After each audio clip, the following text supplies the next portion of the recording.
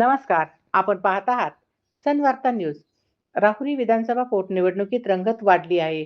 राष्ट्रवादी शरदचंद्र पवार पक्षाचे उमेदवार गोविंद मोकाटे यांनी महायुतीच्या उमेदवारांसमोर कडवे आवाहन उभे केले आहे.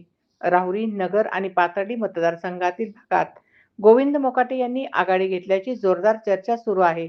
गावागावात संपर्क, स्थानिक प्रश्नांवर लक्ष आणि कार्यकर्त्यांची मजबूत फौज यामुळे मोकाटे यांच्या प्रचारात वेग आल्याचे चित्र आहे. मोकाटे यांचा राजकीय प्रवासही वेगळाच. पोटनिवडणुकीतूनच त्यांचा राजकीय जन्म. पंचायत समिती सदस्यपदही त्यांनी पोटनिवडणुकीतूनच मिळवले. स्थानिक प्रश्नांवर आक्रमक भूमिका घेत मोकाटे यांनी मतदारसंघामध्ये मजबूत पकड निर्माण केली आहे.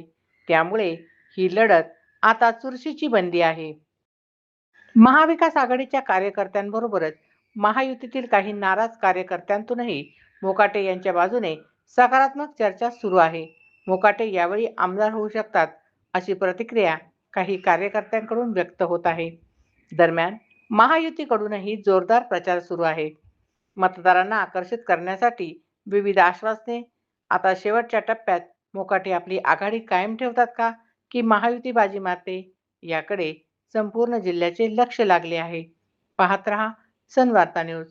धन्यवाद.